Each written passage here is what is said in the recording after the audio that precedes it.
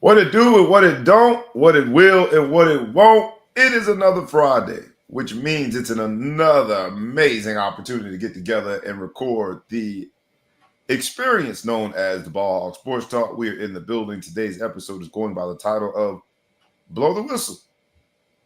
And if you are a part of this journey that is the Ball Hog Sports Talk, you know we put a lot into our titles. We will be discussing the national championship game. I know it's a lot of Ohio State fans want to tell me I told you so. I know it's a lot of people who want to, Ohio State fan and otherwise, rub Notre Dame faces in it. Today will be your day. It's the Blow the Whistle episode where in the Ball Hog Sports Talk, where sports, business, and entertainment collide. We do it one way and one way only, rough, rugged, and raw. So we ask you kindly, it will cost you a grand total of $0. It will cost you a grand total of maybe 5 seconds to like, comment, share, tag a friend, tag a foe, tag anyone that you know, and please subscribe to the YouTube channel and the podcast because the Ball Hog Sports Talk is coming to you. It's going to be a riveting episode going by the title of Blow the Whistle. You don't want to miss it. Pull up a chair, pour a nice tall cup of coffee, spike it with whatever you want. Boys and girls, cats and rats, dogs and frogs, anything and everything in between. The Ball Hog Sports Talk is coming to you, so let's go. Wake up, wake up, wake up, and stay woke, because this is the Ball Hog Sports Talk with your boy, B. Brown, ESQ, a.k.a. the Ball Hog, a.k.a. the Mouth of the South. This is the place where sports, business, and entertainment collide. And we're going to give it to you rough, rugged, and raw. So come get you a spoonful, like some grits with butter and salt. You know how we do it in the South, y'all. Make sure you do not get caught in your feelings. Strap on your seatbelt and enjoy the ride. Come on, let's go.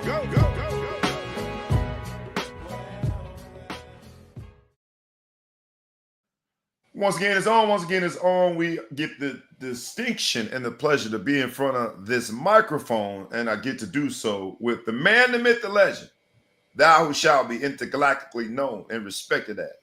When you say it with your chest, especially on a day like this where we got to confront and address this Notre Dame thing. When you say his name, say it with pride. He is the Big Flow Show in the building. What's up, my brother? What's good, man? So I appreciate the intro. You know what I mean? Doing this show, trying to warm me up a little bit, man. It's single digits in Chicago. This is where they test you. This is where they try to weed out the weak. Yeah, man. But you got to weed out the weak, and I'm weak. So I don't know. I keep thinking of finding reasons not to. It didn't sound like you were fighting it no more. You just made that. I'm weary, man. I'm weary. I don't know. Sometimes I might go, I work out the house. So if I can find 2-3 days to just skip life, that just happens. I ain't mad at it. I ain't mad at it. If y'all ain't see me, man, it's not that I don't want to see y'all. It's just too cold, man. It's that type of cold where you reevaluate the things you do in your life. So you get invited to certain places. Like, well, how bad do I really need to go there? Because I need to be there. Or is this an option? Could this be an email? Right? Could it be an email? And that's so if you get an email from me today and you wondered why you didn't get a visit, it's because I evaluated. Great cold out there, man. I erred on the side of email. And then they keep flirting with me too. So I have all these, technology sometimes is bad. I got a little one of those Alexa things in front of me, and it has a temperature on there. Sometimes it'll climb to like 26. I'll run out. Nope. It was just playing. Alexa playing with your emotions. Playing my emotions, Smokey. My man Mark just moved to Florida, or just about to move to Florida. Now he wants to be all out commenting and stuff. Congratulations to him. Thanks for joining us, man. He went to join a swingers community down in Florida called The Village. 100,000 people over 50 swingers, all of them. All right. Look, I don't know where to go with that, so I'm I gonna go don't ahead either, and but next that's what he topic. I'm gets. gonna go to the next topic. I don't know where to go with that. Yeah. Mark, shout out to you. Just Live Google life. it. Just Google the villages of Florida and swingers, and I'm not gonna have that in my search engine, man. yeah, right. In case you die, you always got to think about that. What happens if somebody died? They go in my search history. They're gonna be Hey, straight up, man. That come up, then everybody like, I knew it. I knew it. I knew it. Him did it. God forbid something happened to your family member. Him was trying to swing. He wanted to be a swinger. That's why he put his business out there. So clear your search history. That's all I say. Man. You never know when something bad, tragic gonna happen, and your search history gonna come into play. Well, that is perfect for the transition on this episode of Blow the Whistle, because my search history transition. My search history was big on last time Notre Dame won a national championship. It was Notre Dame facts. It was Notre Dame history. It was Notre Dame 2012, 2013 season, and we brought that into the conversation last week. I just want you to know why we had to call this episode Blow the Whistle. What I realized over the last 2 weeks in preparation for Monday's game, what I realized is that the hate for Notre Dame is real. There were people that really tried to steal our joy. They were mad that we were happy. That's why I made sure I wore my chain today. Y'all ain't gonna get me to tuck my chain in. That's why I wore my Notre Dame hat. I ended up buying this hat out in Vegas, a buttery hat. The lady held it for me. I bought the hat, got back to the hotel right before the championship game started. When you are proud about something, be proud about it. Don't let somebody knock you off your square. Don't let somebody get you to tuck your joy in. Blow the Whistle episode is, we know it, she can say it better than me, because this was profound. So we're gonna make sure it's said here, and we're gonna do it today. Make sure it's said right here. Y'all remember this back from Blue Chip. This statement is true. A foul is not a foul unless the referee blows his whistle. One more time for those in the back. A foul is not a foul unless the referee blows his whistle. That and other reasons is why we have this episode entitled Blow the Whistle. I was thinking more like this, though.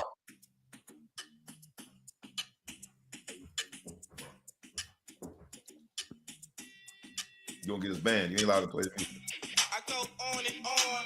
Can't understand how it lasts so long. Hey, so fair. Who said that too? Say that again. Who's the artist on that song? We got to give him a shout out. Maybe they won't block us. Too short, man. Too short. Blow the whistle.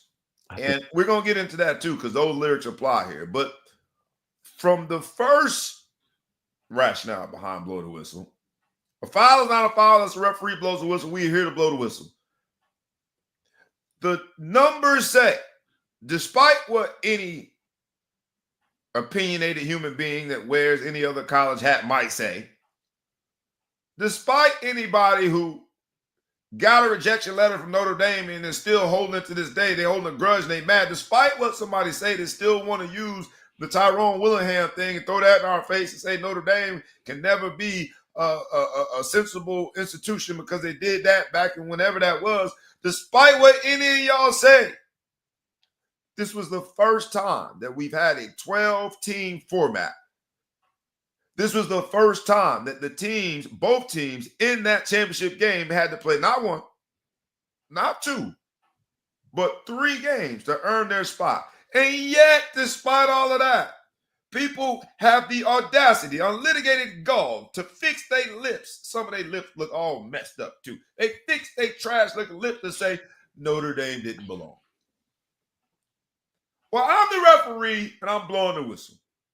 That's some foul, unbelievable, untrue bullshit. They won not one, not two, but 3 games. If anybody in the history of all national championships belonged to be there in that game, it was this year with those 2 teams. Is that fair? Can I at least we'll start there? And I'm waiting on people to come at me. Come on with me. Come on. You know, it's a It's an argument that I hate that we dignify when you think about it. And we've gone through this. Luckily, you and I have been doing this show long enough that we've had this conversation. And as soon as a game goes one way, people to talk about deserve and who deserved there, and people want to fix their lips. SEC people have been a little quiet though. They finally got that big glass to shut the fuck up. I've been sending to their house. So Uber Eats, I appreciate you for delivering all those glasses to shut the fuck up, because they'll be like, Ole Miss would have gave them a better game. Well, shut your ass up. You know what I'm saying? Shut the fuck up. So at the end of the day, we lost by, I think it was 11, 12. We ended up losing by, it was a 9.5. We lost by 11. So Ohio State did cover the spread. They did cover the spread. Late field goal, less than a minute left. Yeah. So we lost by 11. I mean, Oregon was the number one team in the nation. They lost by 20-something. They got the brakes beat off. They got the brakes beat off of them. We beat Georgia by how much? Tennessee got the brakes beat off of them. We Georgia double digits. So I mean, so you start looking, and I just want to start lining up. Let's talk about the fact that, because the first thing that happens there is excuses start coming out. What up, Parnell? They have excuses are coming out for everybody else, but for us, we should have never been there in the first place, even though we earned it. Like the first inaugural playoffs, we had to go knock off the Big Ten runner-up. We had to knock off the SEC champion. We had to knock off another top SEC team or Big Ten team, and still go there and try to perform. Now, I've got some criticisms of myself, but none of them say that we don't belong.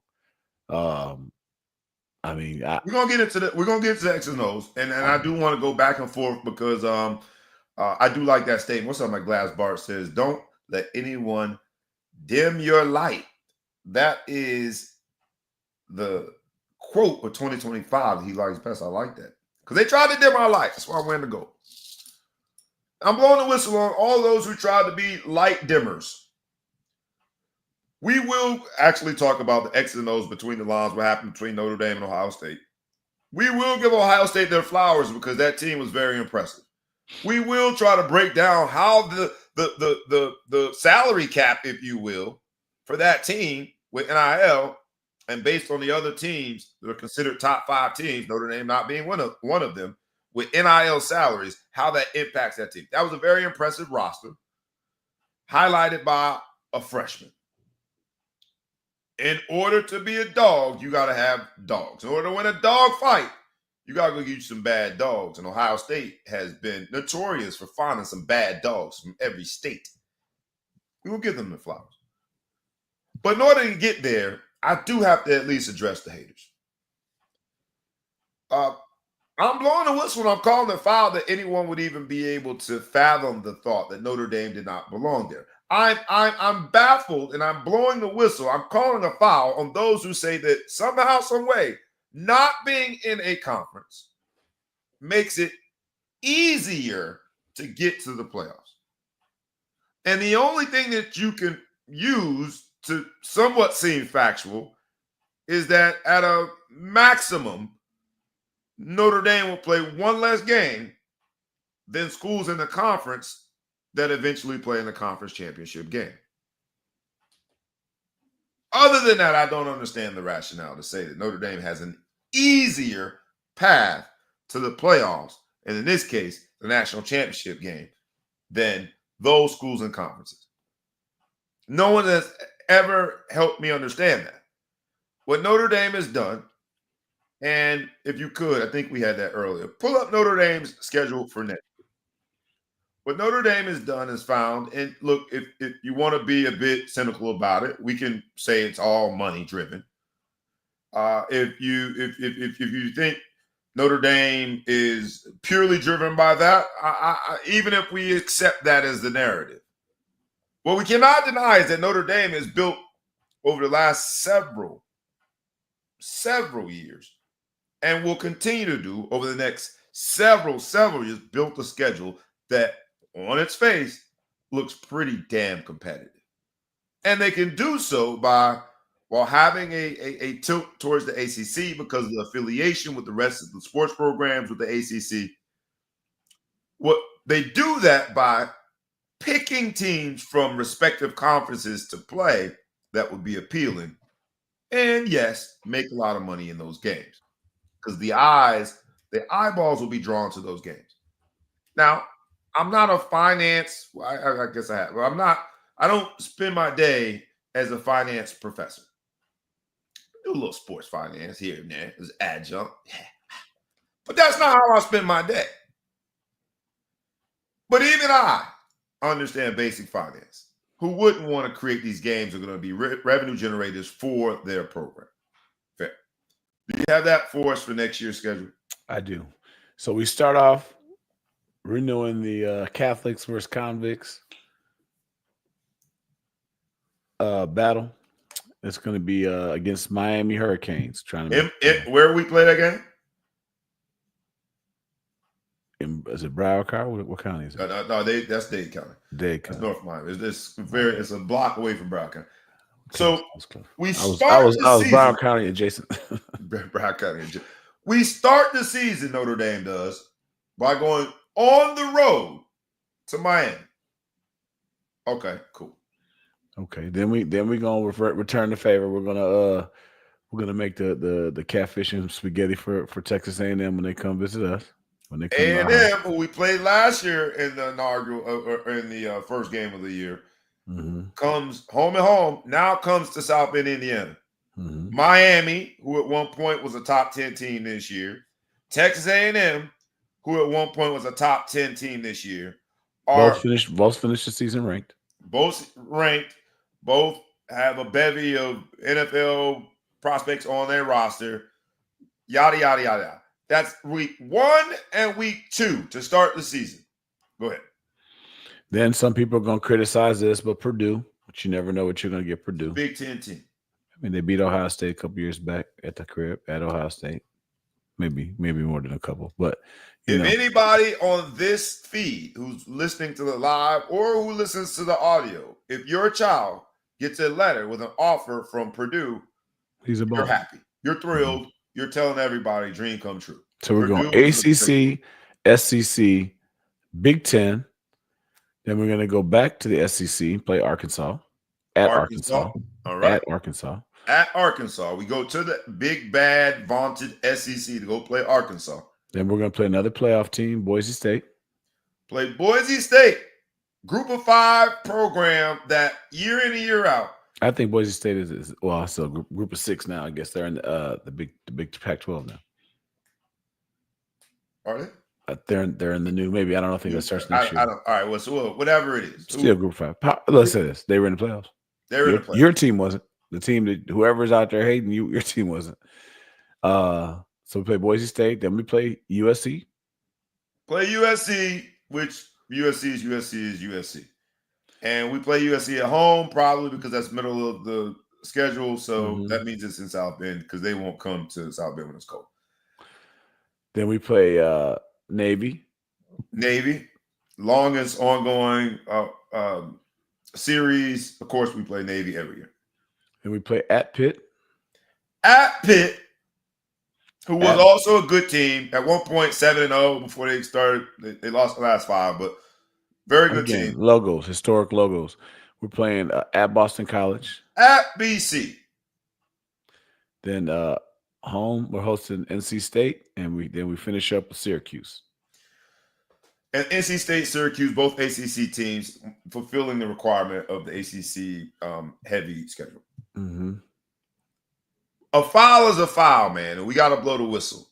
For those of you who have run with the narrative that Notre Dame makes it to the playoffs or is in contention every year because of their easy schedule, just give me some facts. I mean, the weakest team on paper. I'll be quiet if you give me facts. The weakest team that you would think when these contracts were signed, you would think would have been Boise State, right? If you look at it, saying that I would probably say Navy. Maybe Navy. Okay. Well, Navy's always there, so take that off because Navy's always going to be on our schedule. And I think Navy won their bowl game. Yeah, and they were ranked this year. They didn't finish ranked, but they were ranked. I don't know how Boise State finished the season ranked 24th. That's a bias. 24th, and you made the playoffs. So Texas, Yeah. look at the bias. Texas A&M had about 3-4 losses, right? I think did they lose their bowl game too? And they finished ranked higher than Boise State, who was in the playoff. I don't know. Who cares? I guess if you're not That ranked is number one, wild. if you're not first, you're last. It doesn't matter. But it is kind of wild how that goes. But I mean, we've got a star-studded schedule. I think, if nothing else, the entertainment factor. It's like Notre Dame plays a season full of bowl games. We just don't know what bowl it's going to be, because you got these, other than the Navies that we play all the time, and I guess USC's, but still the fact that USC is not in our conference and we always play them. We don't play Stanford though, huh? I just thought about that. Not this year. We don't It's play tough Stanford. with the ACC. I just Yeah. I'm, You my would think mind that is would out. be the one that we would play, because now they're in the ACC. Just to bring it back up. But my point is, how many teams are doing that? Playing Miami and who can say that they played Miami, Texas A&M, USC in the same year? You can't, because of the conference. So I mean, they because of the game requirements, you probably can't. And the non-conference games, and especially in the conferences that think that their conference is just head and shoulders above everybody in terms of competition. Talking to you, SEC. Talking to you, Big Ten. Their out-of-conference games are a joke. All right. You said for 2025, Notre Dame's last game is who? Syracuse. Ranked. They were ranked. They were. At the end of the year, not were, they are. They're, no matter who you at, like ESPN, AP's top 25, Syracuse is a ranked team at the end of the year. Oh, okay. Sorry. On this site, it doesn't show that it was ranked. So I don't know. They got Boise State higher. You really, like always, it depends on what you on the have. site. They got Boise State at 8. This particular team. Okay, so that makes more sense. Yeah, that makes a lot more sense to me. Like, how has they dropped to 20? They got Miami number 18, Syracuse. It's starting to get to the point where it's laughable that people have these things to say about Notre Dame. So I just wanted to call a foul today, man. Mm-hmm. Now, prove me wrong. I'm willing to listen to you. But if you are one of those people who religiously go around and you are very vocal in your water cooler conversations, you are notorious for hopping on somebody's social media page like mine and being a troll in the comments. You are notorious for tweeting out things during the Notre Dame game when they're down, because you are just sold on this idea that Notre Dame has an unfair advantage by being an independent and not being in a conference. Just give me facts. The only advantage that Notre Dame has, and we talked about it last week, is when it's all said and done, when the $20 million is paid to Notre Dame, they ain't got to give a damn penny to nobody else. That's an advantage. One of which we all should be trying to achieve. But in fairness, they're also not getting, I don't think they get the, I don't want to lie. I don't know if they get the bowl share from the ACC. No, they do. No, they do get, because they only get the money from the non-football stuff, right? Right. We do. So they in it by themselves, right? They're not getting it, So the Purdue's of the world, they had a poor season. Not to pick on them, but just they had a poor season. They got a lot of bowl money, and they were at the house, at the crib, chilling. at the crib. Good job, Ohio State. Good job, baby. Send me that bread. The ratings were down though. What do you think about the ratings? And what is the? It fell on a weird day. I mean, it's always on a Monday. I kind of like. I don't know why the Super Bowl. To me, the best night of the week is Saturday. To me, you've had all day to do what you got to go do. You didn't have to work that day, and then you can sleep in on Sunday. But for some reason, TV doesn't like that. So I think they want people to go out. So, but if I want to throw a party, I can do it. But Monday is just a weird day. It was a holiday that day. It was the inauguration. The inauguration. Yeah. I didn't watch any of the inauguration. So I don't know if I don't know, but I don't know if it goes into the night or if they had stuff all day and all night, or if it was just the day. But it was most of the day. It's mostly a early day programming. So I don't know if it was there, but there's probably some pundits talking about something. So there's some people pulled away with that. It was a long college season. It was 2 Midwest teams, 2 good brands, but you're all Midwest, so you don't have any Southern or Western or East. Like, you know what I mean? You don't have anyone that you can pull from. You have one market. I mean, Ohio State and Notre Dame are 4 miles or 4 hours drive from each other, probably. If that. About that. So like you got two tight markets. I mean, we have a global reach. But at the same time, you know, yeah, I don't know. So I think I'd blame it on the inauguration and the fact that I was shocked the though. regions were there. I was shocked only The because ticket price was higher. So like the ticket price was much higher, but it's the first iteration of this 12 playoff system. I was shocked. The viewership dropped 12%. The average viewer in this 2025 national championship was 22.1 million viewers was the average. Whereas last year, when Michigan did the unthinkable and won their national championship, the average was 25 million viewers. I think the schools have something to do with it. I mean, Michigan from an alum base is just freaking huge. Not bigger than Ohio State, but not bigger than Ohio State because they got 80,000 kids or whatever on campus. But I would argue a little more enthusiastic. And look, I don't want to get in their fight, but Michigan, you see, Michigan alum and enthusiasts are really easy to spot because they are draped in Michigan attire a lot. Ohio State, not as much. Just So, look to see if they don't have any teeth. Show me your grill. But I would also say the inauguration, you know, you're deeper into the NFL playoffs too.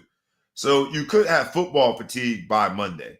You watch 2 games on Saturday, 2 games on Sunday, NFL games, and now you got a game on Monday. So there might be a little bit of room for football fatigue or room for football fatigue in a viewer's sort of psyche.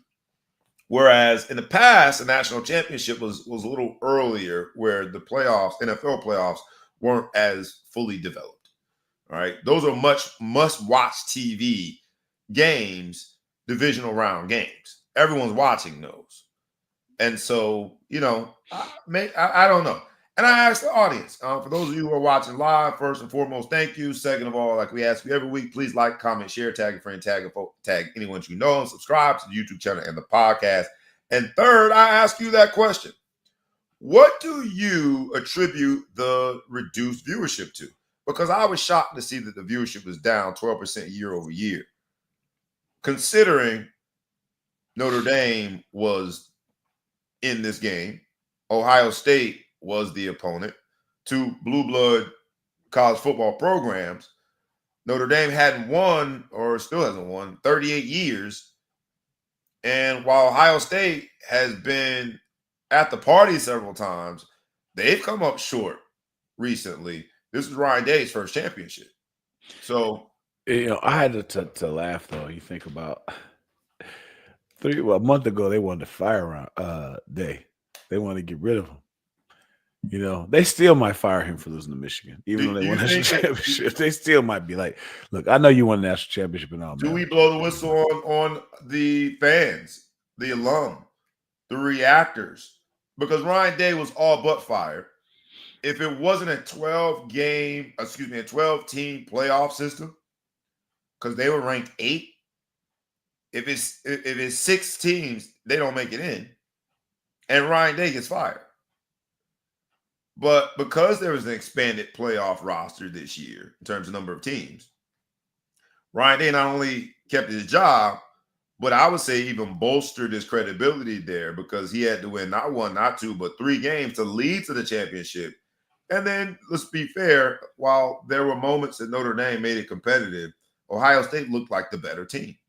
And I think Ryan Day did a good job. He certainly was not out-coached. I wouldn't say that Marcus Freeman was out-coached either, but Ryan Day did a good job. I think we got out-coached. I got to be fair. Situational, right? Like we called a bad game on defense. We didn't do anything to get the ball in Jeremiah Love's hands creatively. We just turned and handed the ball. They tackled him, and then we don't hand him the ball for another 4 series. Well, he only had 3 carries the whole game for 1 yard. So that, to me, is baffling. But that's baffling, right? So how did we not get the ball in his hands? We can't think of creative ways to get the ball in his hands. All right. So if you're saying what I mean by on offense, what I mean by out-coach, those are some schematic things that you can agree or not with, and I guess you could also say that that's being out-coached. But I mean, there were points in Ryan Day's season this year where it looked like he should be coaching youth football because of the decisions he made. That's all I'm saying. It wasn't a clear delineation between And I would say, coaching. I It would was say more of a scheme. offensively, Chip Kelly or whatever was in his bag. You know, I think they I think they self-scouted. You know, that one play where Smith got the easiest touchdown in the history of college football. Yep. And the cornerback is yelling at the linebacker, telling him reverse, not reverse, but pointing out that you've got to account for him. So for those who was watching, what I thought on that play, okay, everywhere, I wish we pulled the play up. What I thought on that play was, I think he sniffed out reverse because he took off running. Who else was he supposed to cover? He was the corner. No, I think he's yelling at the middle linebacker to do what? To make sure that he accounts for that back. So why did he take off running? Because the man that he was covering ran a drag. No, that's not true. The guy, he was the corner. Who else was covering that guy? Let's pull up the play because I do remember it well enough. So what it was is Jeremiah Smith was the widest on the right.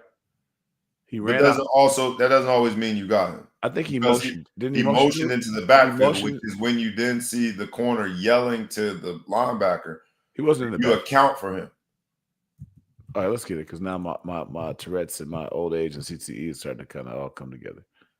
Yeah, national championship. I think he motioned. He was all the way out there. He had a chance to set up, and the corner started whatever. But as soon as the ball was snapped, he went from lined up in front of him. I don't give a damn what the defense is. Let me say that.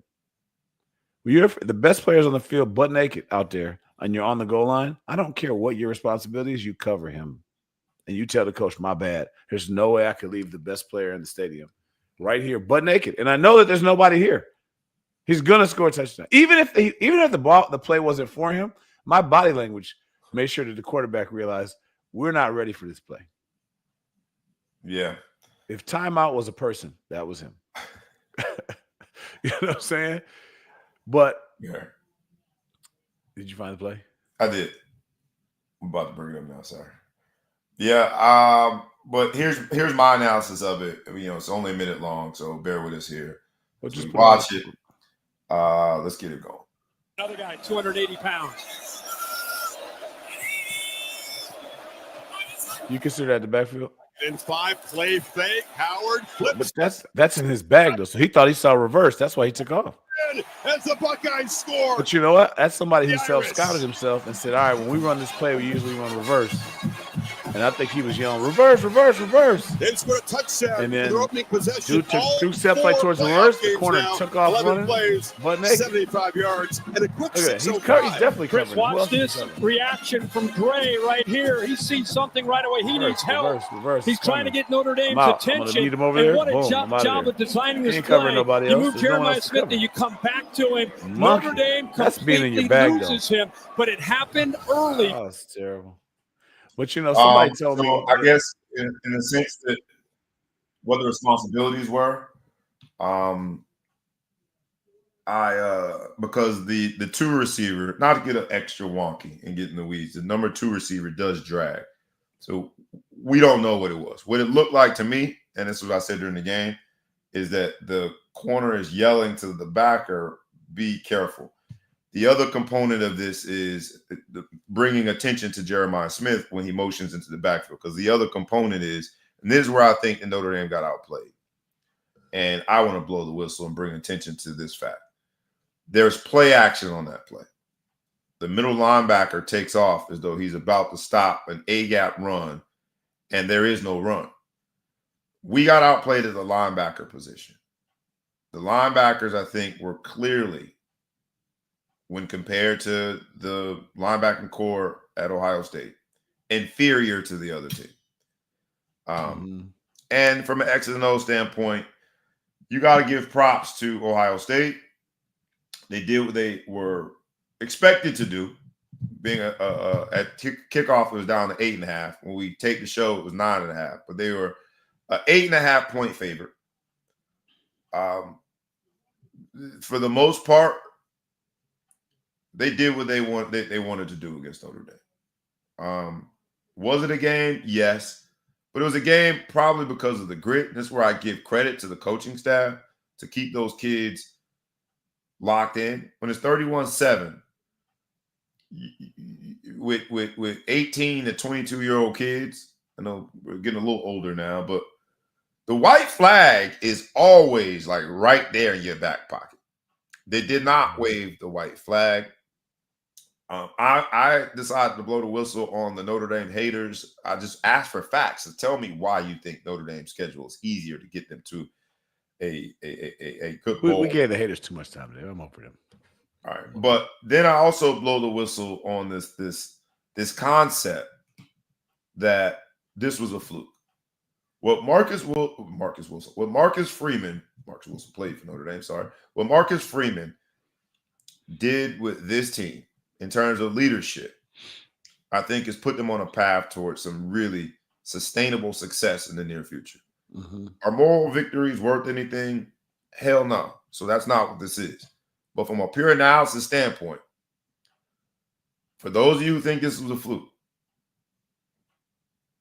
you're wrong. Fair. It's my opinion versus your opinion. But I think that I've got a little more fact to back up my opinion. I think they're on blazing a path towards some really sustained success.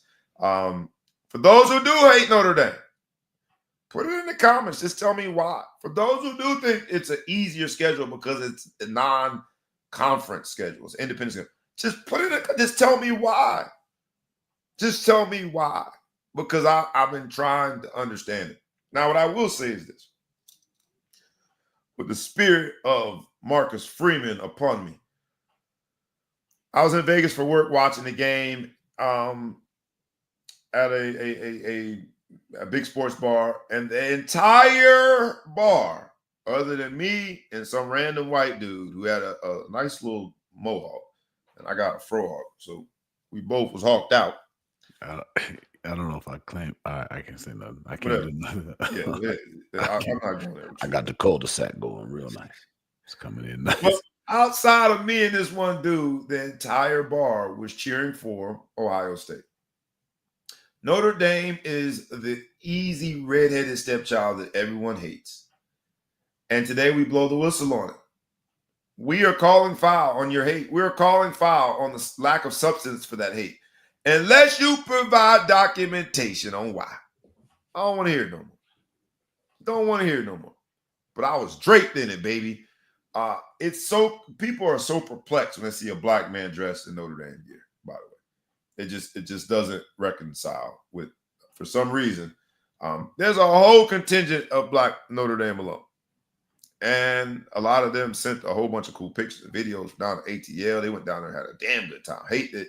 Big Flo show and I were not there, but it's confusing. I had on this camel hair sports coat, looking fly, with my Notre Dame pin. I had on a Kelly green tuxedo shirt, looking fly to death. I had this brand new hat that I just bought, buttery brand new hat out there in Vegas. And people looking at me like I was crazy because they don't just see black people cheer for Notre Dame often. But I'm in. I think Marcus Freeman is the guy for the job. Yes, we got outplayed from X's and O's standpoint. Some of the decisions looked like it was a young coach in the first national championship game experience of his life. And that's okay. It's a part of the maturation process. I'll give you last word on it, man. What do you think? And I'll say this before I give you last word. After that first drive, while it was just me and one other dude in there with Notre Dame gear on, and this is a huge sports bar, literally one other person, you couldn't tell me shit. I was 9 feet tall. A long, sustained drive where we dominated the line. Several running quarterback runs and crucial down and distance plays. And to end the drive the way that we did, with 4 offensive linemen in the end zone, leading the way for the quarterback, and a bunch of Ohio State defensive linemen looking up in the infamous "I just got dominated" pose. You couldn't tell me nothing, man. I'm so happy I didn't go too crazy and talk too much shit. We went 5 drives in a row. Score. Yeah. Score. Because that dumbass man defense we was playing. That and Ohio State's a good team, bro.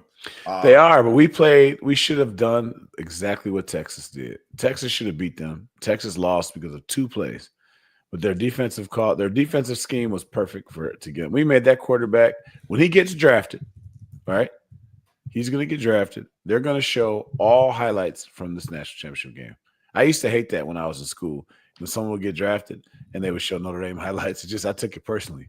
But they were like, man, look what he did to Notre Dame. But that quarterback looked like he was the best quarterback in the country because of the scheme. We called a horrible game. We shouldn't have ran man. I mean, we shouldn't have had one play of man unless we disguised and snuck into it because their receivers are better than our DBs, right? They had 3 monster receivers, and they got a quarterback that can run. Don't run man. We can't. That number 29 is probably going to be a first-round draft pick because he got more work than anybody's ever gotten. He's just a sophomore. Number 15 is just a freshman. Xavier Watts, obviously the man is a safety, but that's more help coverage. You took him out of the game because you decided we're going to run man, and he's not going to be able to come help anybody. So what he can do best, we decided we're not going to let him do that. And they just said they called in the huddle, 29 on 3. Said hut, and they just whoever 29 covered. He's not better than Carnell Tate. He's not better than what's the man's name whose brother was there before him? I can't remember the other receiver. And he's not better than Smith. So they got Tate, Smith, and what's the other receiver? What are you talking about? On Ohio State. The other stud. He's got the Nigerian name. Yeah, that dude. Yeah. He's not better than none of them. So whoever's on him, that you getting the ball. I'm throwing to you. And dude stood. He was 15 of 16 at one point. Right? Almost every single pass. 16 should have been a pick, but yes. Yeah, should have been a pick. Because why? Because he finally tried to go away from the plan and went and tried to test Xavier Watt, and they said, we're not going to do that no more. We're going to stick with number 29, and we're going to attack him. And the poor kid, again, he's going to end up being the Thorpe Award winner by the time he's a senior, but he got worked this season, right? He had a real nice pick against USC, but he's been worked a lot. Game-changing pick. So, and you got your back turned. I've learned this from watching the NFL so much. Once they see that man and they get a little bit of protection to give me a couple seconds, everyone clears out. I'm going to take off running. You got a 235-pound quarterback that's cut off running. So we wanted to lose the game. You point out all of those things. And again, that scheme, we can argue that day and night. What we cannot argue is it took $20 million for Ohio State to build that roster. That roster on paper was considered the most attractive roster versus any of their other opponents, which also included Notre Dame. But in last words, right, I think it's also time for us to blow the whistle on this has become the new NFL. It took $20 million, and they didn't have the most expensive roster. I think they were third. But it took $20 million to build that roster. Notre Dame was not in the stratosphere when it came to what they spent on their roster. If you've got money, if you have resources, and you're willing to spend it, you have expectations bestowed on you by the university or the alum base. You are one of these teams that have the money to go out and spend, and you have the roster to win. And that's what college football is right now. We still could have won that game. We could have. And you know what they would have said? Ryan Day, you're fired because you just squandered $20 million. You'd have had more reason to fire Ryan Day. Good. Fire. Because $20 million goes a long way, and we got to see it. What do you mean? Well, 3rd and 13, down 8 points with a chance. We had a chance at that point. What do? They drop back and throw the ball as far as they can to a freshman. But not a normal freshman. I'm talking about somebody that looks like they were drawn. The man's got muscles on top of muscles. He's big, he's strong, he's fast, he's skilled, he's great. We know he's going to be a top 5 pick in the NFL, and the only thing that's delaying that is a rule that says he can't go now, or he'd be a top 5 pick right now. That's what $20 million can get you. Is it going to basically be from this point going forward? And this is what I'm bringing it up here before we move on. And it's time to blow the whistle. Whoever has the money and the resources has the best chance to win. Is that where we are? I don't think. I mean, at the end of the day, big bank take little bank would have happened against Oregon. Oregon got pistol whipped, and Oregon definitely has the most expensive roster in the nation. I don't care what anybody says. They spend more money, and we could have won with the less. There's enough talent. You have talent. That's the beauty of football. Is Jeremiah Smith didn't have a great game against Texas because they decided they were going to take him away and make you do something different, right? Defense won that game, right? Defense and one play before the halftime. Again, they're 2 plays away from not being in the championship game. Texas had called a beautiful game. We could have called a beautiful game too, and I'm sure Texas is. Got a real expensive roster too, but we had the talent. Oregon's got $23 million roster. Texas had a $22.2 million roster. Ohio State has a $20.2 million roster. LSU was 20.1. Georgia was 18.3, rounding out your top 5. And they probably don't report on ours because we don't have to tell nobody. So ours, who knows what ours is? No, I think we're on it, but drastically lower. Notre Dame's not going to tell the truth on that shit anyway. They probably lie. You know what I mean? So whatever. At the end of the day, and Jigma was the other guy's name. I appreciate that. Somebody. Yeah, I don't. I'm one of them people, man. The Nigerian names that I don't. Give it a shot. They called a name enough that you get to learn how to pronounce it. But again, Notre Dame. Hey, we lost the game. It would have been nice to win this championship. I was thinking, do it for the North. I'm very happy the SEC didn't win. I hate Ohio State, but I'm happy the SEC didn't win and they weren't in it and they weren't in a conversation. Now everyone's saying, the Texas, if we want to go by scores, we were the closest game in the playoffs, right? That they had. I imagine. I don't know what the final. Texas was closer than a 14-point or 14-point. Yeah. That scoop and score at the end. At the end because they were down. They were down 7. That was a 21. They had 2 plays that made a 21-point swing. Yeah, they should have scored on that drive, and then they got driven back and then the scoop and score. So that should have been 7 of them. They gave that's 14 points there. And that damn screen they had with 23 seconds left in the first half against Texas should not have gone for 6. That was terrible. But that's 21 points. They lose by 4. They won by 14, and that's 21 points in those 2 plays. That or 2 drives you could call it because I guess technically it wasn't play. But anyway, I think we beat Texas. I think we would have handled Texas. They just lined up and out-athleted us, and we let them do it because we had a very poor, very, very poor planning on how we thought. I don't know who the hell – I don't know what he saw when he looked at the locker room. When I look in the mirror, I see Well, he's out. Al Golden's out. Huh? Al Golden is out. He left. He's going to Cincinnati. Our defense coordinator, perfect timing, my man Paul comes in. Who we took from a bunch of places, but he was in Miami as well. He's out. I thought we blocked Paul McDonough from the show. He always coming in here running his mouth. He's got something to say. He did apologize because he missed the beginning. I know he's going to be this. He's got the good news about the Miami fans who have a lot to say after losing the Pop-Tart Bowl. What did they lose? The Pop-Tart Bowl. The good news is we're going to settle it real soon. Pop-Tarts are tough, though. Pop-Tarts are tough. We're going to settle it real soon, Miami. We're going to settle it real soon. You had your last game 2 months ago. Yeah. It was nice out when y'all stopped playing. Y'all couldn't even earn a Pop-Tart. What do you get when you win a Pop-Tart? I couldn't even get a Pop-Tart. But I'll say this, man. Looking at the valuations of the rosters and seeing how that success translated to the playoffs, I think we are in a very interesting space for college football. And if it becomes essentially who's got the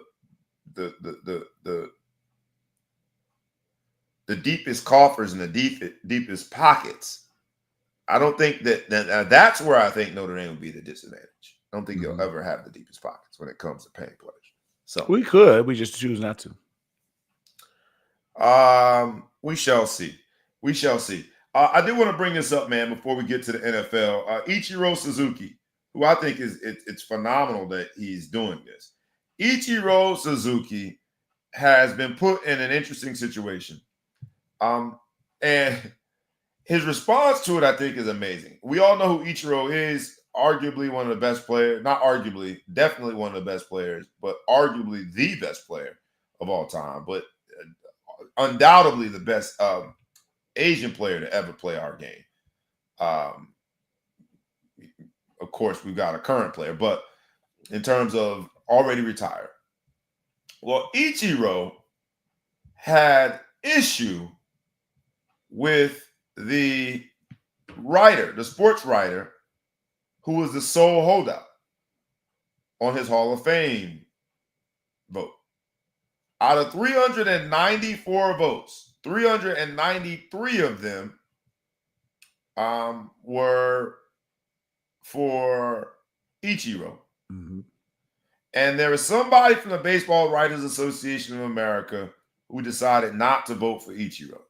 And instead of Ichiro saying what he really wanted to say, he said publicly he'd like to invite that person to his house and we'll have a drink together and have a good chat. I bring that up because doesn't it seem odd that the sports writers can be anonymous when making these votes? Yeah, I don't like that anonymous thing. I mean, the media in general just get too much. I mean, because they control the narrative. So if you say anything mean to them, they all come out and support each other and they attack you and they all act sensitive and they're just doing their job, blah, blah, blah. And now you're going to sit there and talk about somebody's future and their legacy, and you have the deciding thing and you get to vote anonymously. What do you think? Someone's going to blow your house up? No, but I think at the end of the day, you should stand behind your vote. You know, Right. At least let me say this: at a Say it minimum, with your chest. Say it with your chest. At least at the minimum, Suzuki should get to see. And there's a few writers. I mean, there was certain votes. I think there was a Caden Clark vote that was baffling to me. But if you can do so, and a lot of people do it, that's why I like this platform. Thank you, Scott Bibb, for recognizing just how crazy Paul McDonough is. I like this platform because Scott Bibb, in this example, for those who are listening audible, I'm addressing what we're seeing on the visual, can call out Paul McDonough and they can go back and forth, but there's no anonymity to that. I have an issue with the anonymity part. If you're going to do all the research and put your name on or your vote on the line, I should know who you are. If they have, and I'm assuming if he wanted to be, if he was smart, he would come forward though, and he would go do that dinner. He would go have that drink. If he was smart, you're the only one that didn't vote. Just as long as you have a decent argument, don't do it just because you'd be like, I forgot who he was. I don't remember. Right. Yeah. Suzuki, I don't know. I didn't know it was Suzuki. You know, but if you really, I mean, that'll make your career. Go to his house, have that drink, bring some cameras. You know what I mean? Yeah, I do know what you mean, but I love that Ichiro still has a competitive spirit. It's like, I want to bring to my house and have a drink. What he really meant was he going to put something in his drink and take him down to the basement and whoop his ass. Like, how dare you mess up my consensus, vote. And he deserved to be a consensus vote. But somebody out there, and this is why I say that the anonymity part, I think, disrupts the process. Because there has to be some motivation for you not to vote for Ichiro. There's nothing that you can point to from a baseball standpoint. Stand on that, though. At this point, you're a coward if you don't come forward. You're a coward. Yeah. Good for you, Ichiro. We need more of that Asian spirit in us. Like, call them out. Bring your ass to my house and have a drink, dog. You know what I mean? That's my translation to my version of Ichiro. Bring your ass to my house and we're going to have a drink. Talk about it, dog. Hell, you not vote for me. I'm with you on that, Ichiro. Embarrassing. Flat out embarrassing. There was some NFL play this weekend. A lot of it, actually. And that might have led to some of the viewership being down. But there was a specific thing that happened in the playoffs that I wanted to bring to your attention. And I think that thing was pretty interesting, but it also talked about, it showed a different environment. And that thing was Kris Boyd for the Houston Texans on the opening kickoff.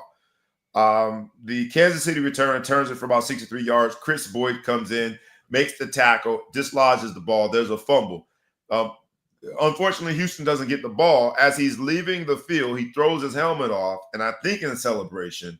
So not only do they not get the fumble, which he was nowhere to attempt to recover because he was too busy celebrating, and then the special team coach comes onto the field. Frank Ross is a special teams coach for the Houston Texans. And you see Kris Boyd, the special teams player for the Houston Texans, push Frank Ross. He was in his way.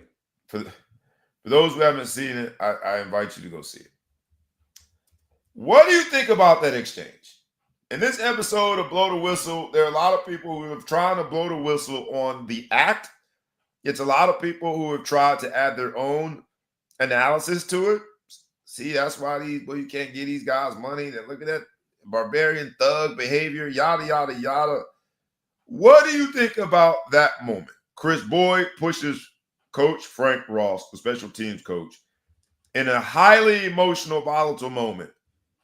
What say you? You know, sometimes I laugh at. I mean, you got to be able to control yourself. Understood. You're a professional, you got to control yourself. But sometimes we forget where we are, and we make. If I'm at work, where I work, or you're at work where you work, and you push somebody in the office, that's outrageous, right? I mean, you are, working in corporate America, but we act like when a coach grabs someone's face mask, or when somebody gets really mad in the most violent sport short of MMA and whatever, we act appalled, right? I mean, we are out there trying to kill the person next to you, trying to do things that goes against all laws of nature to somebody. Inflict pain, crush the person. We're mad if we tried to kill the person and it was just a step too much towards killing, and they call it, we're mad because whatever, and 5-6 years ago, maybe a few more years than that, the NFL used to put out the greatest hits where people were getting knocked unconscious and were comatose and whatever. And all of a sudden he pushes a coach, and we're like, a special teams coach at that. Oh my God. For those who don't understand that qualification, the special teams coach is on the bottom of the hierarchy when you're looking at the hierarchy. He brings the donuts and gets coffee. You know what I'm saying? He's better than the quality control guy, which is the step back coach, but he is the least significant of the position or phases, right? And you push him and he didn't fall down. He didn't get hurt. You didn't slap him. You just push him in his chest, whatever. Who cares? Really, man, at the end of the day, it's two grown men. The dude who pushed the coach definitely makes more money than the guy than the coach, right? He could park in his spot. Like if he got the coach, he parked in his spot. Yeah, that's my spot today, homie. Yeah, man, I was my foot hurt. But he pushed him a little bit, man. I mean, so you don't think that we should be calling him to the carpet? Because there's a lot of people that are upset by it. It's just the optics behind it. It was bad. The optics are kind of bad, but I'm sure that him and the coach could squash it and get over it. You're talking about a man sport where you're out there pushing the hell out of each other, tackling each other. That man sports shit. You're gonna get us banned, man. The hell wrong with you? Twisting each other, whatever. Twisting each other's ankles, hitting each other, poking each other in the eye, spitting and grunt. Like if anybody ever hasn't played football, I wish you could just go and hear what a play sounds like from the play, like in there. The guttural sounds that you hear, I mean, people just pushing as hard as they can, getting gut punched, wind knocked out of them every play. He pushed a man, and we want to act like he was at church and went to the pulpit and pushed the priest in the face. Come on, you know what I'm saying? So you're not blowing the whistle on. You're not calling this man. If he slapped him or something like that, he pushed him. He had to go get fined and do whatever. They'll probably laugh about the shit, man. You know what I'm saying? You think they're gonna laugh about it? Girl, it's man stuff, dog. This is what they do. It's what we do, baby. And now, if Ichiro invites the writer to his house and push him like that, that's probably not right. But I will say this, man, because the crash out. This is a crash out. This is what we call these type things. The crash out was remarkable. But the environment in which the crash out occurred, according to the Big Flow show, gives him an exception, because there's certain environments where crash outs are not only allowed, but welcomed. It's the opening kickoff of the divisional round game. In order to advance, you've got to beat a team that seems as though they have a residency in the AFC Championship game. The emotions are high. There's a play in which the returner for Kansas City runs 63 yards. This particular player, Kris Boyd, tracks him down, dislodges the ball, and in that moment, the emotions are running super high. In that moment, we ain't about to trip about a man pushing somebody. You know why? You know why, right? A foul is not a foul unless the referee blows his whistle. A foul is not a foul unless the referee blows his whistle. And while he did get a foul on that play for throwing his helmet, I don't think the referee blows his whistle. We wire players to be completely devastating in their approach to the game from a physicality standpoint. It ain't till the clock is 0-0-0. And I would argue about an hour and a half, 2 hours after that, which you can unplug and unwind from the personality that you have to take on in order to play that game. Kris Boyd, you in terms of the Ball Hawk Sports Talk, we ain't blowing the whistle on that one, dog. You good on that one. Divisional rounds, man. The divisional rounds. Let's go through the games. There were some good games this weekend. We started off with that one. We started off with that sort of lopsided divisional round game where the Texans get defeated by the Chiefs. I don't think anything really surprising there. The Chiefs do what the Chiefs do, and they advance to another AFC Championship game. The other game that same day, though, was very surprising. The Lions, when you talk about blow the whistle, the Lions had all of blue-collar America, all of the underdogs, including people like me, a Cleveland Browns fan. We share the 0-16 experience. Just us and Detroit, only people that have done it. We share the experience of not knowing what a Super Bowl tastes like because it just ain't happened. We share the experience of people every year having their hopes dashed and put down, not even down a garbage disposal when it comes to freaking Deshaun Watson, but I digress. We share in that experience. Blue-collar America, the average person, was behind the Detroit Lions. You watch them on HBO. What's that show called? Hard Knocks. Yeah, it is. Why would that be such a great display that the Detroit Lions be on a Hard Knock show? Because they are the definition of Hard Knocks. And yet, time where you lose your catalytic converter in the drive-through line. That's how hard it is in Detroit. They get you in the drive-through line. Think about all the people that came there from Motown music. Just got the Cadillac taken after being a balladeer in the studio for a whole night. That's what Detroit is. It's the best of times, the worst of times. We wanted this for Detroit. We got to blow the whistle, bro. They are who we thought they were. Detroit was exposed yet again. They got souls. I think they lost 12 people on defense. They were hurt, but everybody's hurt. Come on, don't do that. Don't do that. Come on, Flo. You can't. They were worse. You know, it's crazy. I should be happy. I should hate them as a divisional opponent. But I grew to like Hard Knocks is such a great idea. I didn't care about Detroit, but after watching Hard Knocks, I grew to like that team. You know what I mean? You grew to like the team. I grew to like the team. I grew to like the coach. And now the worst part is it's too late. It's butt naked now. So now that they lost both their coordinators are gone. They got raided. Everybody came. Let's blow the whistle. When if y'all not gonna win with this squad, I'm gonna win with him. I'll take him. Give me him. Shout out to Aaron Glenn. I'm happy for him. The Jets is a tough place to be, but shout out to him, man. Another young black coach in the NFL, head coach. So I will say this, man. Jaden Daniels and the Commanders are for real. I know P-Funk was on here. What up, P? P's still on here. Jaden Daniels and the Commanders are for real. So let's start there. But we got to blow the whistle, bro. At what point does Detroit get over the hump? They had the right coaching staff, evidenced by the fact that Hard Knocks showed just who their head coach was. And the hiring cycle over the last several days has shown who their coordinators are in the eyes of the NFL ranks. They had the right roster. And yes, it was depleted at the end in the divisional round because of injuries. But it wasn't enough to get them to the NFC Championship game. Is it much ado about nothing because of the injuries?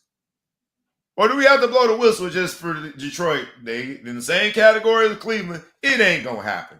So get over it. Enjoy the yesteryear. You know, enjoy the which Eddie Murphy movie was that when he had on the Detroit jacket? I don't remember with the Detroit Lions yet. Not Trading Places, one of them. Detroit, enjoy those moments because the Lions will never roar when it comes to the Super Bowl. That's dead now. Yeah, it's dead. Everybody gonna be gone.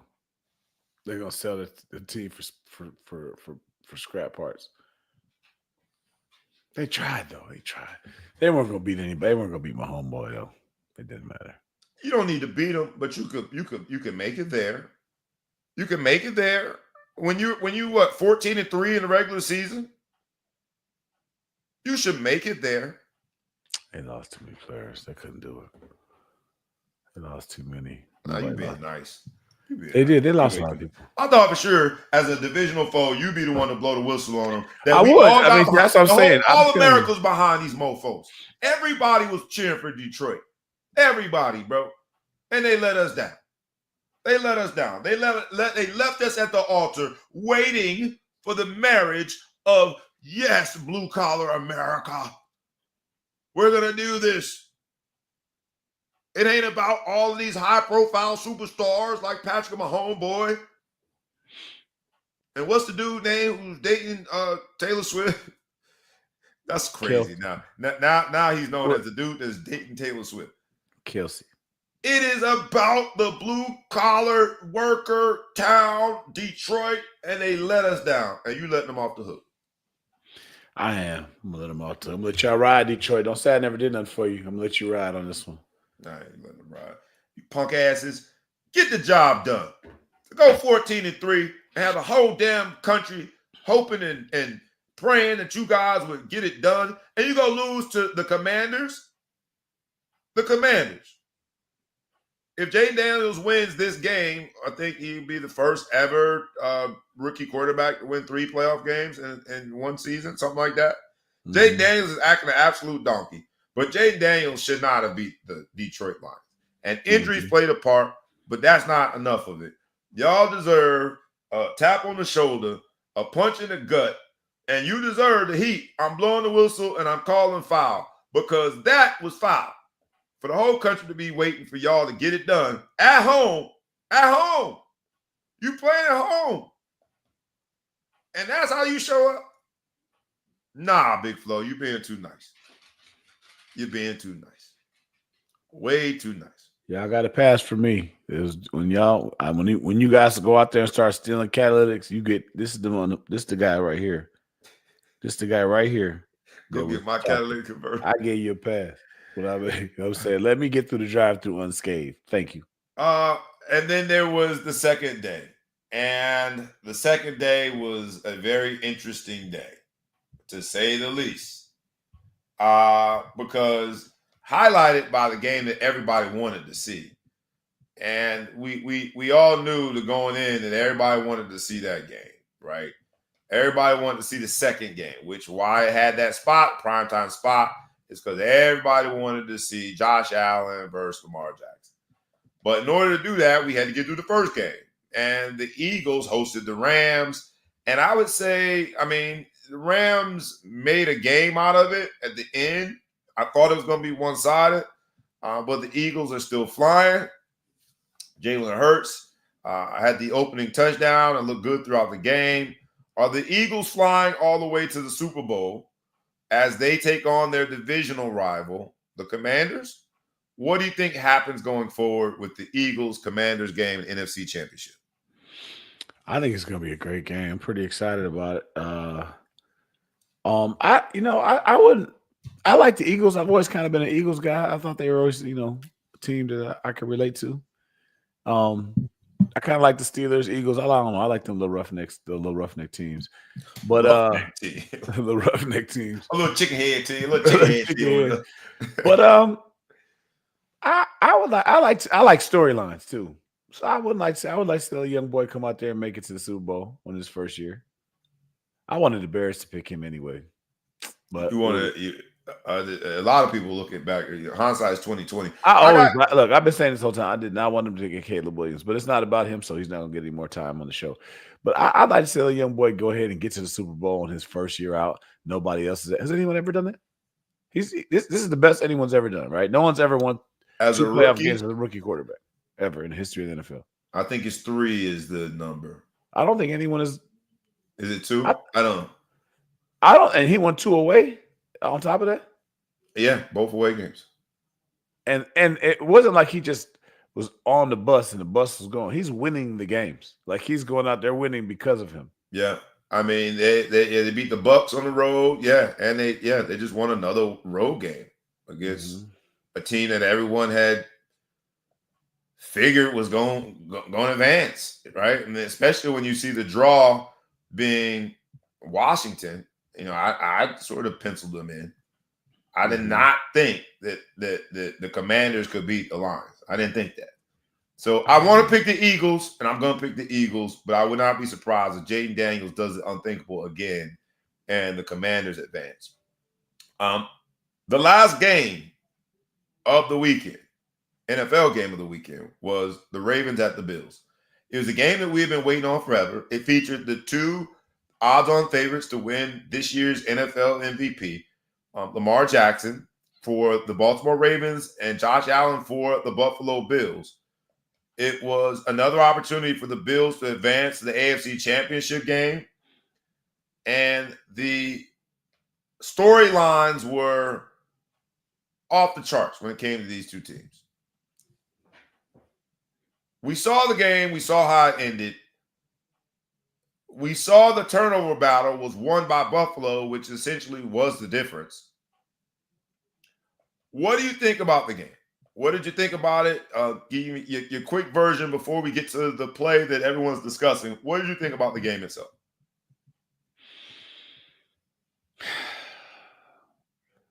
I don't want to be a biased person, but man, I just think Lamar in these great moments just keeps coming up with some. Not biased. Is blow the whistle. Call him out. Are you saying Lamar comes up the short? Ball? You can't throw that sorry pick. I mean, the pick looked like it was more of a look. Miscue. You just gave all of the damn excuses in the world to Detroit. Lamar Jackson out there playing. Are we talking about Detroit or are we talking about Lamar Jackson? I'm just saying, you talk about their injuries. He's without Zay Flowers, a Pro Bowl receiver. And he's got a dude that I didn't realize. Fumble the ball when he was good. When he was, I meant the interception, referring to the interception. Oh, that was the receiver's fault. There was a potential miscommunication. It looked like a read route, and he threw a different read than the receiver read. I don't know. They didn't get to the details, but it looked like he was throwing a 9 route where the receiver was running something else. And the receiver has also been accused of stopping. He stopped running. Okay. Which is what I'm saying. But then, I mean, Lamar, he does make the big. I want him to win, man. He said, I wanted him to win the game. I was mad as hell. I wanted him to win that damn game, and I'm frustrated for him. But I'm rooting for him. You know what I'm saying? And you should be proud because he's not on Team Light Skin. Like, you know what I'm saying? Like, we've got the everyone like I love Mahomes. He's coming out, whatever. But everybody's gonna say he yellow. He bright. He's kind of that guy. Then you go see, my man that was the Steelers down, whatever. But Lamar comes out there with a ski mask, gold grill, and whatever, and doesn't give a shit. The worst looking prison braids you ever want to see on his head sometimes. And so I wanted to see that win. I wanted to see him prosper and win, but then it just seems like he has his worst games in the playoffs. So, all right, I gotta ask, counselor. You've made a very compelling argument, but what you have not done is given me the summation of that argument. And this is the blow the whistle episode, where a foul is only a foul and a referee blows his whistle. Are you saying that Lamar Jackson comes up small? What was the artist who made the song Blow the Whistle? What's his name? Too Short. Are you saying that Lamar Jackson is essentially too short in big moments?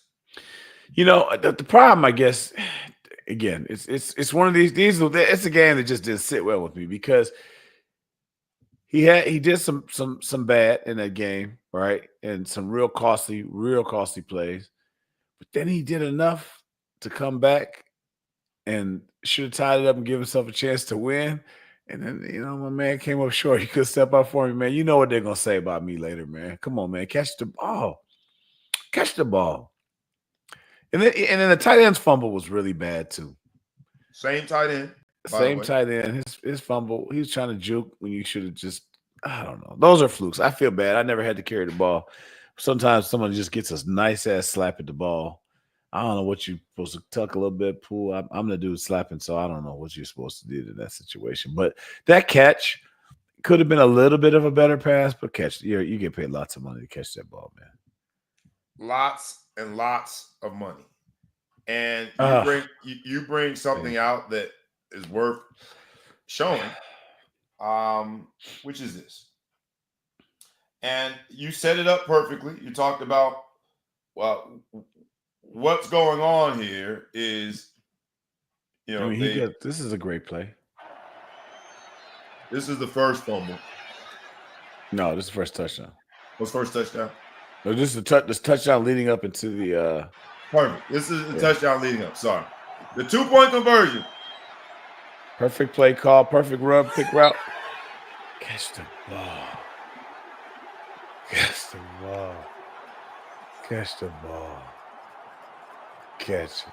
Catch it. Catch it now. Catch it now. Catch it. No, he ain't gonna change. No, I know he's gonna catch it. I know he's gonna catch it this time. We keep watching, he's gonna catch it. Catch it. Mark Andrews afterwards was, I think, widely supported by his teammates, especially supported by Lamar Jackson, who was asked a question specifically about Mark Andrews. He said, it's not one play. You know, I threw an interception. I fumbled. It's about a collection of mistakes that we made. The turnovers are a collective thing. We do have to stop turning the ball over. But I thought he was wildly supportive of his tight end. He needed to be. But Mark Andrews did not talk to the press until yesterday, which was Thursday. Game was Sunday, 4 days before he addressed the press and addressed that drop. Do we think Mark Andrews is softening Charmin for taking on the personality of these freaking sports writers and being anonymous for 4 days, basically? No. Fuck was he gonna say? How you not gonna say anything? I dropped the ball. What do you want me to say? What do you want me to say? I want you to address the elephant in the room, just like everybody else. Lamar Jackson didn't get the. There's nothing. There's no statement to make. I dropped the ball. That in itself is a profound statement. Both figuratively and literally, he dropped the ball. Dude, so he should have been fumbled in front of that the bag for the entire city of Baltimore. Give this man a chance to just get himself, man.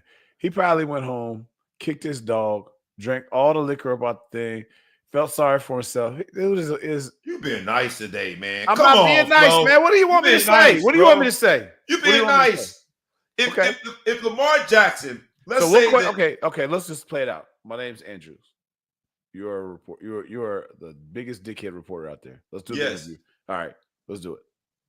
You just dropped the ball that cost him going to the AFC Championship game, Mark Andrews. What do you have to say for yourself? Man, I should have caught it. I'm good with that.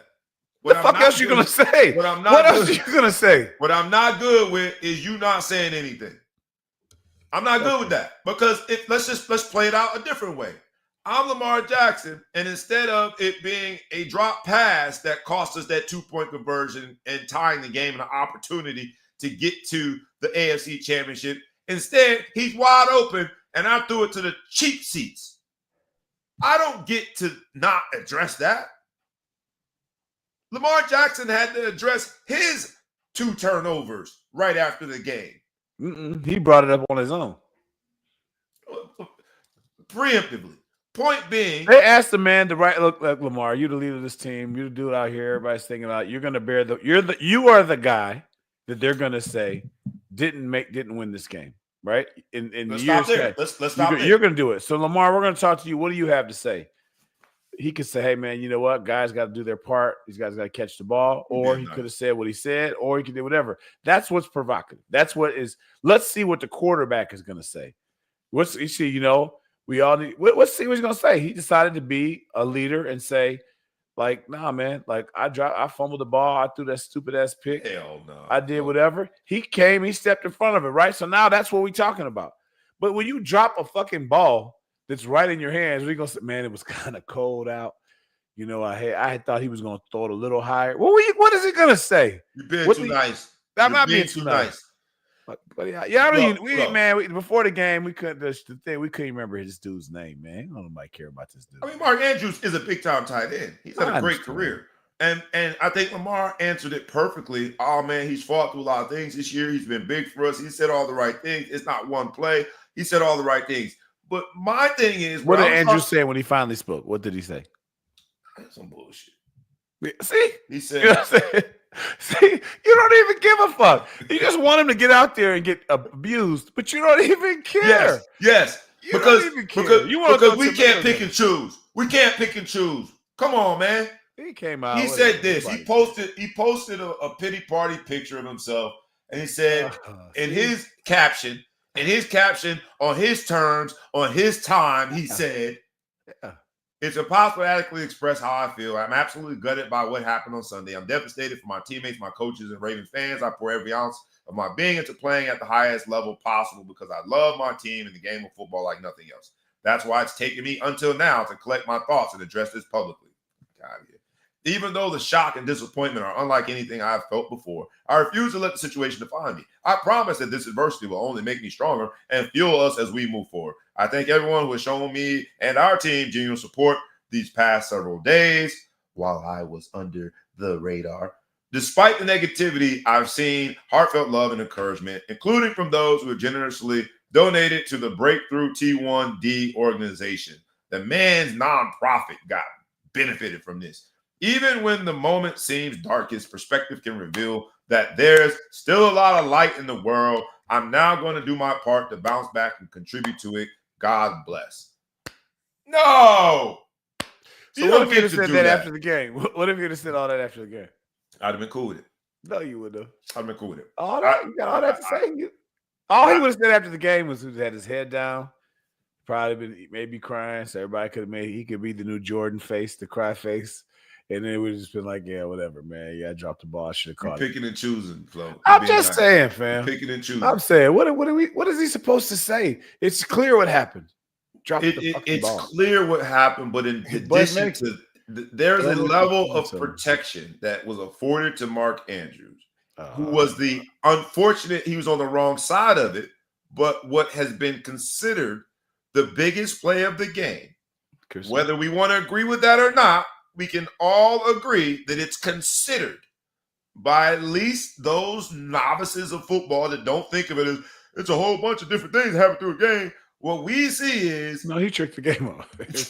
You tricked off the church's money, bro. Yeah, Lamar let you go, but you tricked it off, and you tricked it off. Everyone knows you tricked it off.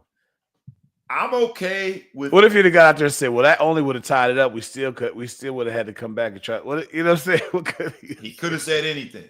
I'm just mad he didn't say. Who cares? He could have caught the ball. That's all that matters. He didn't catch the fucking ball. Who gives a fuck what he said? That part of it I understand. I too have dropped a pass. I'm not saying that I'm. Hey, I will say that I have never dropped a pass ever in my whole life.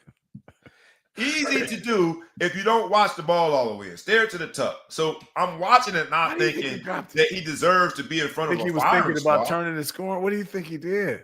I mean, wasn't even know where to turn. I just think he took his eyes off the ball for a split second, and in those inclement weather conditions, it only takes a split second, and all of a sudden you're on your butt, literally, looking at the ball not in your hands and thinking, damn, I just lost the church's money. I'm okay with the part in which a man who is fallible made a mistake. What I'm not okay with is the picking and choosing. There's no way we would let Lamar Jackson, after that game, go without talking to the media and addressing the fact that he came up short again. There's no way that if Lamar's pass was an errant pass in that moment, we would let him go 5 whole days in this media-rich country without having some conversation and addressing the elephant in the room. We wouldn't do it. So why the hell we let Mark Andrews do it? Okay, let me ask you this question right now. You and your family go out right now and Bray do some bullshit, right? He does something that's not right. Yeah. Who's speaking up for him? It depends on how bad the bullshit is. What you mean? You're the daddy, right? He's one of the kids. Right. And so my point is, Lamar is the daddy of that squad. And Andrews is one of the kids. Go on, get in the house. If we say, hey, I got this. Yeah, I got this. Go on, get in the house. Yeah. You know? Maybe, bro. But you know what I'm saying, Flo. Yeah. Come on, man. Like, at least talk to us, bro. Even if you you don't really want to hear. His thing is, you say it, but you don't care. You don't even want to know what he has to say. What is he going to say that's going to change anything? I care that he was afforded the right to not say it. He's one of the kids, just like Bray. He's one of the kids. Man. A very big child, but he's one of the kids. Lamar. You being nice today, I'm bro. not being nice. I'm just saying everyone's talking about the fact, like, had he said something, no one would talk about what he said, right? Had he actually come out and had an interview, no one would be talking about what he said unless he said something stupid. All he's going to say was exactly what everyone else would say. I should have caught the ball. It's inexcusable drop. And no one would even give him credit for that. No one would do anything. We just move on. Like, the interview wouldn't even be part of it.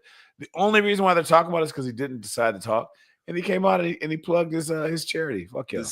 The same reporters that afforded him that space, that time and opportunity to the same reporters that can not vote for Suzuki and stay anonymous. Fuck out of here. Fair. I agree with you there in terms of anonymity, but when it comes to players, not everyone is given that opportunity. And what I'm saying to you is if indeed Lamar Jackson was so distraught and so upset, knowing that the whole football community was going to say exactly what you just said, Big Flo Show, that you came up short again. Too short. You came up too short. Blow the whistle.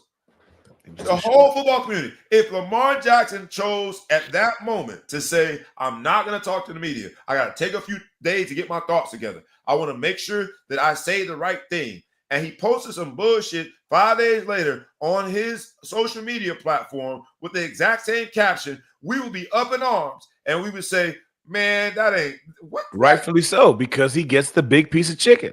He's the dad. He sits at the head of the table. There's no one to his left and his right.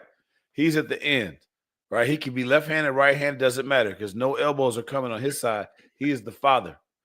These are the children. They had to say, pass the rolls. Oh, my children. My children. He has 10 children out there who pass the rolls, right? Everybody in America that thinks of football knows who the starting quarterback is of the Baltimore Ravens. Only the true Baltimore fans can tell you the name of the tight end. Or fantasy football fans. But, fantasy guys can tell you the name of that tight end. I am a football fan. I watched the play. I had his name wrong when I first started today because he's one of the children, right? He doesn't get to eat first, right? Lamar can't do that. You're the father. You have to stand in front of all that. I'll blow the whistle on Big Flo Show for being nice. What the hell happened? I'm not being nice. I'm just being real. In Chicago, you nice now, bro. All of a sudden, it's cold out there, man. This cold weather made you docile and nice, bro. What's up with that? If I would have been throwing, it's 12 degrees now. When we started the show, it was 4 degrees out. Look what my attitude has brought. I brought sunshine into my life. I brought sunshine. That's warm. That is warm. Mark Andrews. I know that my co-host, the Big Flo Show, the man that met the legend, intergalactically known and respected as say with your chest, Big Flo Show, he's been nice to you. But dog, I ain't being nice to you. You don't get 5 days after dropping the church's money right there on that carpet with a chance to go to the AFC Championship game. You don't get 5 days to be quiet and sit in your room and get your thoughts together. Sitting there playing PS5, getting your plans together for Cancun. You don't get to do that, man. You get your ass in front of this stage, in front of the church, and tell us why you dropped the church's money. Boy. So you can't. Yeah, Bib got it right. You're like, hey, man, I see you lost your $1 billion winning lottery ticket, man. How does that feel? Yeah. How the hell do you think it feels? Yeah. How do you think it feels? What do you want me to say? How many interviews have we seen? Just money. It's just money. There's more than just a game. It's just People a game. lose things. People lose things every day. People drop balls all the time. I'm not the first guy. Someone had a drop. Jerry Rice had a drop in one time. Back in the 80s. Your big butterfinger ass in front of this damn mic and say something, man. Shut your ass up. You wanted to see him go crash out. That's what you would have preferred. Crash out. Crash out. Yes, I want to see you crash out. Like so many other people in volatile moments where the emotions are high, where they have just been in the most extreme emotional situation from sports. Like so many other people that have to figure out in that moment what the hell to say in front of that mic. Hell yeah, Mark Andrews. Get your big ass in front of this mic and tell everybody why. Man, go ask Josh Allen what he's thinking, because that's all that matters. He's the winner. What you want to talk to me for? Go talk to Allen. See what he's talking about. He won. He's the one that won. Don't they got a tight end? What's the tight end name for Buffalo? What's that dude's name? I forget his name. Yeah, see, he's a fucking one of the kids. Because he's one of the kids. He's one of the kids. That's why you don't so nice. Oh, it's 2025. You was a mother, boy. You nice. I need a little something in my life. I'm going off with we'll end with this, man, because it's been a great show. It's been the Blow the Whistle episode. We got prep decisions here. A lot of my kids, you guys have heard me talk about the Dark Knights ad nauseum here. And so a lot of our kids have several decisions to make. And we're in the last stages of it where people have received their acceptances, which was last Friday. Thank God for a lot of the acceptances, my own son as well. But the extension of my family are the young men that I get to coach. Those who I still coach or recently coached, and previously I still look at them as an extension of my own family. In this episode of Blow the Whistle, I'm going to ask you, when it comes to these high school decisions, because in Jersey, it's interesting. It's the first time 2 years ago. It's the second iteration of it where they're allowed to air quote recruit, and it's legal. And then there becomes a discussion about the finances there too. And people are trying to see who's going where. What do you think, if you could give advice to a young student athlete who is making that decision, where to go to high school, and they've got some very fabulous decisions. Knowing what you know now, looking back to that moment, blow the whistle and give them the advice that they need to make the right decision. No pressure. Ask the question again. I don't know where the question was in that. Basically, I'm asking you to give advice to one of these high school kids, and it's not hypothetical because I have a lot of them that are trying to make the decision. Knowing what you know now, understanding the evolution of this thing, NIL, transfer portal, the JUCO rule, and now a high school student has to make that decision of an 8th grader has to make that decision of which high school to go to, thinking of the acceptances, thinking about the financial aid, I got you. thinking about the prowess of that school when it comes to recruiting. You are a neutral party. Provide that said advice. You've heard me say this a bunch of times. Everybody needs something different in their gumbo, right? So I am a firm believer that where you play is almost as important as how you play. Not as a little bit of exaggeration there, but meaning the brand of the school. The problem is, not necessarily the brand, right? I use an example. My son right now, he's got a lot of film from practice, one-on-ones, right? And he's making great plays on one-on-ones. A lot of these coaches are like, well, I don't know who that DB is, right? I don't know who the DB is you're going against. So I got to almost put like a sign. This DB is going to Oregon. This DB was all Big Ten. This DB was whatever. Because he's like, yeah, that was a great play, but what if that dude was sorry? Right. And so where you go is very important. The brand, who you are, the credibility you get. My son played in a conference out here. It was called the DVC, in the DuPage Valley Conference. It was probably the second best conference in the state for a long time. I don't know if it is anymore because we lost some teams, but Chicago Catholic League was probably the best, and then that was probably the second best conference in the league for a long time. So when you see you out there making plays, like, ooh, that's the DVC. That's real. The big schools that do whatever, blah, blah, blah. So you got to think about where you're going to go to school. But it depends, though, depending on who the kid is. If the kid's got some does he need to be the man, or can he just be part of something great and get something? So who are they personality-wise? What do you mean by that? No. I'm saying for selling him as a person. So like, got it. Based on maybe his selling him like how when I'm a college, So again, my son's in the transfer portal now. So now we're making the same decision. So your question is timely. Kind of and I'll let y'all in on one of them conversations I'm advising my son is, this is not the time for him to be logo chasing, right? Before when he came out of high school, there was a moderate amount of logo chasing I could understand. You want to go to one of the better programs that you can go to and potentially still play. You want to go to the highest level. But in today's market, it's almost better to do it. So all college is considered to be college, right? I won't say it's treated equally, but it's all considered all D1 college football, and they're going to give you credit for it. High school doesn't really matter unless you're one of those big schools, whatever. Like the illustrious St. Thomas Aquinas. Of where? Of the greater Fort Lauderdale. Okay, I want to make sure you don't confuse it with the one that's in Watts. But I gotta deal with this cat over here all the time, man. But at the end of the day, he said of where? Of where? I like that. I like you. Give me the oop. I'm going with where? You were like, huh? Oh yeah, the greater Fort Lauderdale. I forgot that part. Yeah, you forgot that part. You can't let that just go because there's a lot of St. Thomas Aquinas out there. But so my son right now, the next stop he's got to go, it's got to be somewhere where he's going to be the man. Right? He can go and has the best chance of being the man. Not in the mix. Regardless of where that is. Where that is. That's unimportant now. He's got a great education. He's going to do whatever. So education is if it's down to 2 where he's both the man, let's go to the one that's going to give you the better MBA. But at the end of the day, he needs to go somewhere where he can walk in there, be the best receiver on the team, and get the ball and be the man. We don't have years for him to F around and just be in the mix this year, maybe get 2 touchdowns, maybe get 15, 20 catch. No, that ship is sailed. He got 2 years left. If he wants to make it to the level he wants to go to, he's got to go out there and put stats up, right? So we got to look at things a little differently now.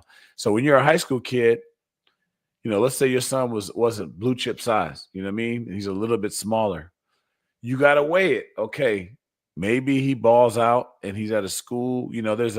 There's a quarterback last name Fertitta. He plays at Arizona, and he's from that. And he played with our teammate's son, Emmett Mosley. He played with T-Mac, which is the number 1 receiver probably coming out this year, I think he's better than Travis Hunter. But he played with him in high school. He did whatever. He's short. He's like a 5'10" guy, right? So for him, he's better off that he was playing in that the league in California. I can't remember the Trinity League in California with Mater Dei and Bosco and that type of stuff, because he balled out as a 5'10" guy in the top conference potentially in the country, right? Yep. So that helped him out. Had he gone to a small school, they would have written off his size and said he's 5'10". Right. I don't know, do whatever. Right. But if you have, if he's 6'3", 6'4", let's say you're a receiver, you're 6'4", but you got the measurables, but you maybe not be as good as some of these other receivers that they have going to some of these big schools. Maybe you go a little smaller school because you're going to pass the eye test, but then you're going to put up ungodly stats because you've gone. So everybody's gumbo is different, and I think you need to have it's time. And these are conversations I have with my son. These are conversations I know you're going to have with your son because you Furious Styles over there. But like the time for soft feelings, the time for understanding that I have for Detroit today and that tight end today, that's not the time when you're choosing this, because these are some of there's going to be 2 or 3 decisions a young man's going to make in his life. One of them is the high school, which not everyone gets to choose, but in your case, your son gets to choose. Then he's going to choose a college. And then he's going to choose a wife, right? Mm-hmm. And these are the time for big boy conversations where you can say to your son, look, Bray, I mean to use his government name out here. Look, Deuce. You know, I don't. You know that you are this, that, and the other. You know you're not this, that, and the other. Right. This is what we need to be thinking about, right? If you go here, and I don't know your son, so I'm just throwing stuff out there. Not that I think he's got some deficiencies, but like if he needs to be around really good students, otherwise he's going to get distracted. You need to take your ass over here. If he's not a great student and this is going to be too much, you know, there's a really good school, excuse me, that's like the number 1 or 2 feeder to Notre Dame. That's like blocked from my house. And everyone's like, why don't you send your son there? My son's a good student, but he's not a brilliant student, right? And I said, I want my son to be well-rounded so that he can go out and compete the best he can compete as a man in life, which means good academics, not unbelievable academics, good personality kid, good this, that. But if I put him in a school where everyone is an excellent student and he's struggling so hard to keep up with them there, he can't develop other parts of his personality and other parts of his manhood to maximize who he's going to be. Right. He's not going to be a computer. He's not going to be a doctor or a lawyer or a computer programmer or whatever, but he has every opportunity to earn as much as those guys do if he maximizes everything, all the gifts that God has given him. Yep. To do that. So I think you got to have those conversations with the kid when you choose. Take your friends out of it because you'll make friends anywhere. Your best friend, your son's best friend that he's going to have the day that he gets his best man at his wedding, he probably hasn't met him yet. Godfather to his children, he probably hasn't met him yet. Right? Yeah. Unless it's his brother. Right? Other than that, probably hasn't met him yet. The lifelong friends, we didn't even go to college together. Look at us. You know what I mean? Like I met you later. So worry about that. You're going to find people to be cool with. You're a good guy. You know what I mean? Your mom gave you some decent looks and stuff to combat the South Florida curse. You know what I'm saying? So you do what you got to do. Yeah. So I think you just got to sit down and say who your son is and have that conversation. Ask him tough questions, and then he's going to make the decision he's going to make the same decision you would have made on his own if you ask him the right questions. I think that was brilliant. I didn't know what the expectation was. I put you on the spot for that. And I put that at the very end. And I'm hoping, and I'm going to send probably the clips to some of the parents from my football team. And the reason is because I thought that was well thought out, man. That to me is really what we're doing here. Quietly, I saw this clip. So guys, just a little background. I didn't know where we was going with this. I'm not going to show the clip. I just want to see. I saw this clip we have a screen that you guys can't see, right? And I can see a small thumbnail. And I thought you were going to put, what's his name? Jameis Winston on me. I said, do I sound like Jameis Winston in an interview? I thought you were clowning me. No. I thought you were going to show Jameis Winston. I would not, man. That's Furious Styles for those who don't know. And that's him in deep thought about how he is going to do whatever he can to change his community and by way of preparation for his son. And I leave that picture here as we get out of here today. Blow the whistle. At the end of the day, I want everyone to take full account as parents of our responsibility to make sure that these young people are in the right hands. Think about the money that you're going to spend. If you're going to go in debt to send them to that school, it's high school. Is it worth it? If the school just started calling you yesterday and other schools have been calling for months, what are you showing your child by taking the, Johnny come lately opportunity? Because the adults that we are trying to build are being built by way of watching the adults in their lives now. And I'll leave it there. This has been the Blow the Whistle episode. It has been your boy, the Big Flow Show. The man, the myth, the legend. Thou shalt be intergalactically known and respected as the Big Flow Show, shall I say. From the Middle Coast, did his thing today on the Blow the Whistle episode, although he was real kind about it. I am your boy, B. Brown, ESQ, a.k.a. the Ball Hawk, a.k.a. the Mountain South, a.k.a. Mr. Excessive Lunch, a.k.a. Breezy, a.k.a. the Councilman, a.k.a. Coach Bobby, a.k.a. the dad that a lot of these schools probably don't want to talk to, because I've been through it as a recruited prospect, and there's some expectations there that I'm using for this process. But the Big Flow Show, that was great advice to the parents, my brother. Like what you did there. With no further ado, boys and girls, cats and dogs, rats and cats and dogs and frogs. That's what I meant to say. This has been our episode. We brought it to you with a labor of love. We're asking you, and it won't cost you anything. It won't cost you a single dime. It will only cost you about 5 seconds. We're asking you to like, comment, share, tag a friend, tag a foe, tag anyone that you know. Please subscribe to the YouTube channel and the podcast. The Blow the Whistle episode is yours to keep and to share. We appreciate you. And officially, enjoy the championship games, conference NFL championship games this weekend. But we is out. Peace.